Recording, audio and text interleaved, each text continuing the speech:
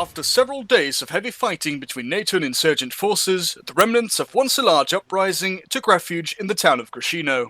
Only hours after they entrenched themselves in the town, NATO forces, spearheaded by the Joint Task Force 207, delivered a final blow to the rebel forces, leaving them in a complete state of chaos.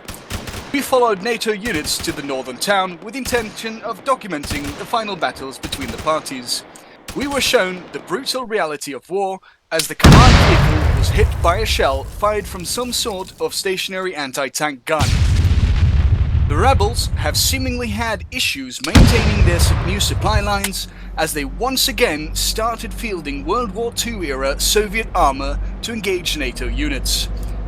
Despite the heavy resistance, the task force plowed through the town and brought the rebel forces to their knees. Mass surrenders of units took place in the hours following the battle. NATO headquarters believes that the breakdown of morale and fighting spirit was caused by the utter destruction of the main fighting force. Commander Orlov, leader of the rebel fighters known as the 23rd Brigade of the People's Militia, not to be confused with the People's Militia's 23rd Brigade, formally surrendered and allowed Chernarus forces to conduct the arrest. With the conflict winding down, NATO has declared that the mission is complete. They now intend to gradually pull out their main combat units and focus solely on training the Chernarus forces and resume an advisory role. The masses of rebel soldiers that surrendered are headed towards a different sort of life, as most of them will be serving harsh sentences in Chernarus prisons. The Joint Task Force 207 has shown that grit, determination, superior firepower and tactics will bring a swift end to anyone that threatens the free world. The surgical strikes conducted throughout the region have yielded very visible results and kept collateral damage and civilian casualties to a minimum.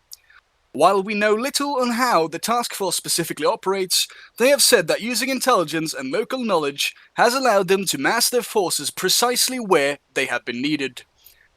The regular patrols of the many roads of Chernarus has led to the civilians feeling safer than they have in a long time.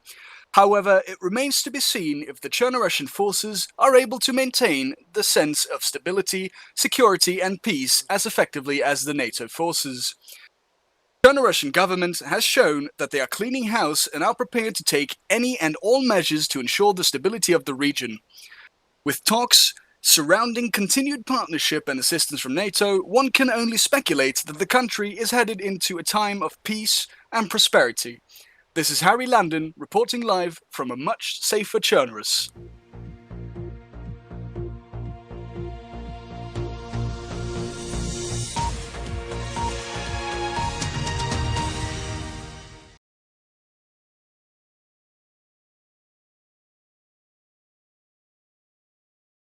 Fucking Russians.